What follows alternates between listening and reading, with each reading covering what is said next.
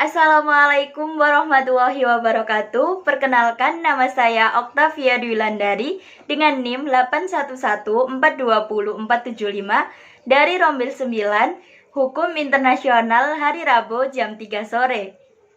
Di video kali ini, saya akan memberikan sedikit penjelasan mengenai penyelesaian kasus pelanggaran HAM berat terhadap etnis Rohingya di Myanmar berdasarkan hukum internasional sebagai pemenuhan tugas akhir semester mata kuliah Hukum Internasional yang diampu oleh Bapak Ridwan Arifin, SH LLM. Konflik etnis Rohingya ini merupakan konflik yang didasari atas perlakuan diskriminasi karena perbedaan etnis dan agama. Etnis Rohingya tidak diakui keberadaannya oleh negara Myanmar dan tidak mendapatkan kewarganegaraannya. Hal ini dibuktikan dengan dikeluarkannya Peraturan Kewarganegaraan Myanmar Burma Citizenship Law 1982. Myanmar menghapus Rohingya dari daftar 8 etnis utama yaitu Burman, Kachin, Karen, Karenni, Chin, Mon, Arakan, San, dan dari 135 kelompok etnis kecil lainnya.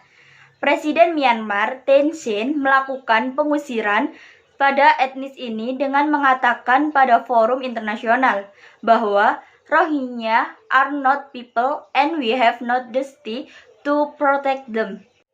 Presiden Thein Sein menginginkan etnis Rohingya dikelola oleh Unit National High Commissariat for Refugees yang ditampung di negara ketiga.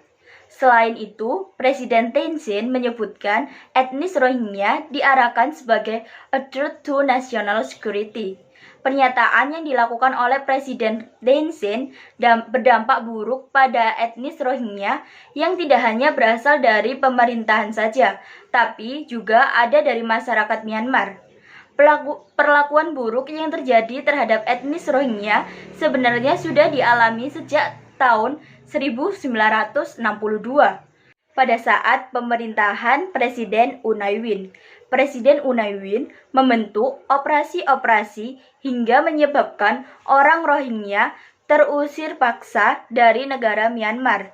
Terusir paksa negara melalui beberapa tindakan sistematis yang berupa extrajudicial killing, penyitaan properti, perkosaan, propaganda anti-Rohingya dan anti-Muslim, pembatasan gerak, pembatasan lapangan pekerjaan, dan larangan berpraktek agama.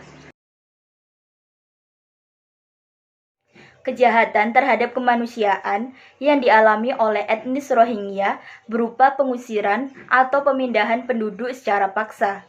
Pengusiran atau pemindahan penduduk secara paksa dalam pasal 7 ayat 2 huruf C Statuta Roma dijelaskan bahwa pengusiran atau pemindahan orang penduduk secara paksa berarti pemindahan orang secara paksa dengan cara pengusiran atau tindakan pemaksaan lainnya dari daerah di mana mereka tinggal secara sah tanpa diberikan alasan yang diizinkan oleh hukum internasional. Kata paksa di sini tidak terbatas pada paksaan fisik saja, namun dapat berupa ancaman kekerasan atau yang dapat memberikan tekanan psikologis.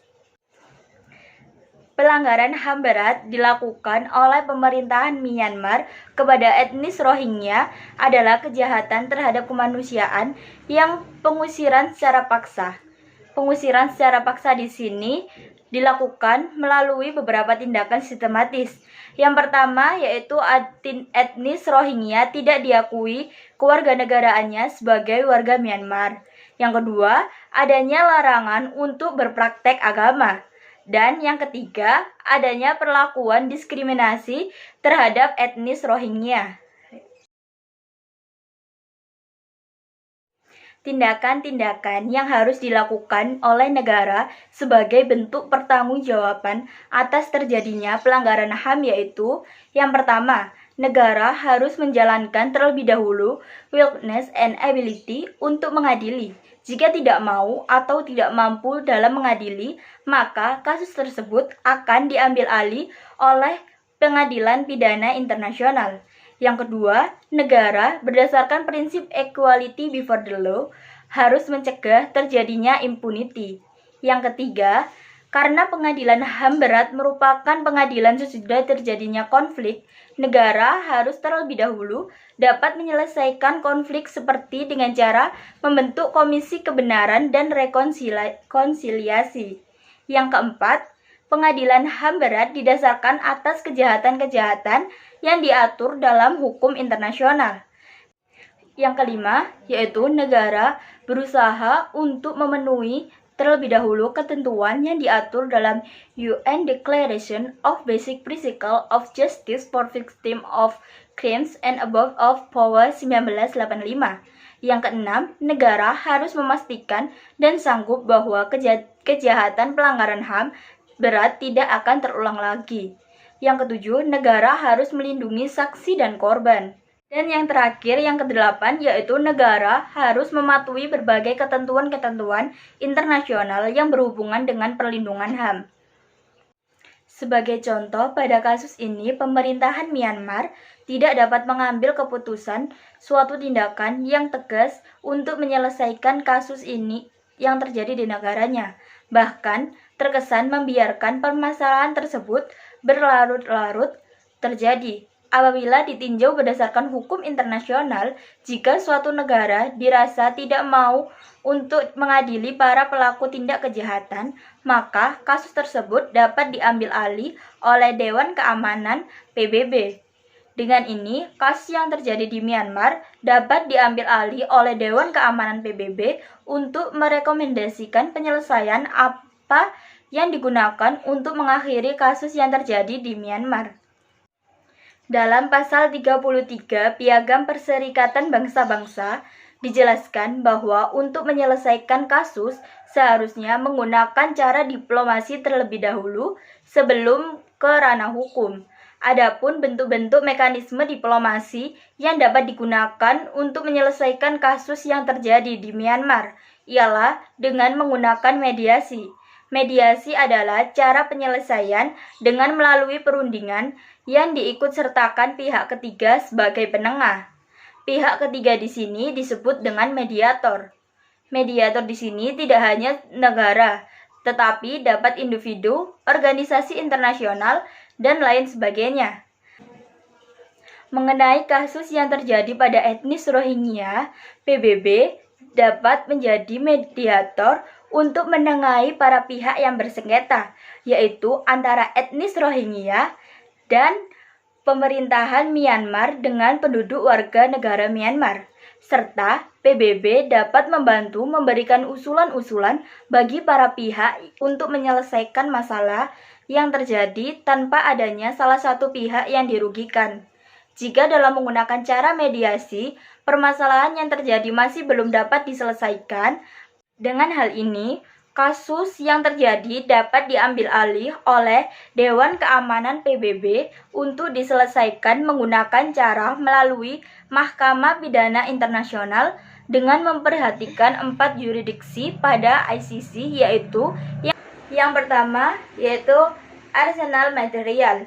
Kejahatan-kejahatan yang telah dilakukan seperti genosida, kejahatan terhadap kemanusiaan, kejahatan perang, dan kejahatan agresi seperti yang dijelaskan dalam pasal 5 sampai dengan 8 Statuta Roma tahun 1998. Berkaitan dengan kasus yang terjadi bahwa yang dialami oleh etnis Rohingya merupakan kejahatan terhadap kemanusiaan. Yang kedua yaitu arsenal personal. Berdasarkan pasal 25 Statuta Roma tahun 1998, ICC hanya mengadili individu tanpa memandang apakah ia merupakan seorang pejabat negara dan sebagainya. Berkaitan dengan kasus yang terjadi di Myanmar, maka di sini yang bertanggung jawab atas tindakan yang dilakukan adalah individu.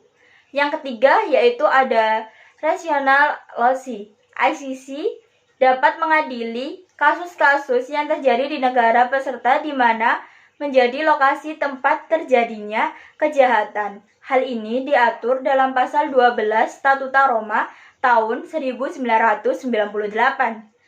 Yang terakhir, yang keempat, yaitu Arsenal Temporis. Berdasarkan pada pasal 11 Statuta Roma tahun 1998 bahwa ICC hanya dapat mengadili kejahatan yang dilakukan setelah tanggal 1 Juli 2002 berkaitan dengan kasus yang terjadi di Myanmar, bahwa kejahatan yang terjadi sesudah tanggal tersebut. Walaupun negara Myanmar bukan negara peserta yang meratifikasikan Mahkamah Pidana Internasional, tetapi bukan berarti kejahatan yang terjadi terhadap etnis Rohingya di Myanmar tidak dapat diadili melalui Mahkamah Pidana Internasional, karena semua warga negara berada di bawah yurisdiksi Mahkamah Pidana Internasional. Sekian sedikit penjelasan mengenai penyelesaian kasus pelanggaran HAM berat terhadap etnis Rohingya berdasarkan hukum internasional yang dapat saya sampaikan. Kurang lebihnya saya mohon maaf. Terima kasih atas perhatiannya, dan wassalamualaikum warahmatullahi wabarakatuh.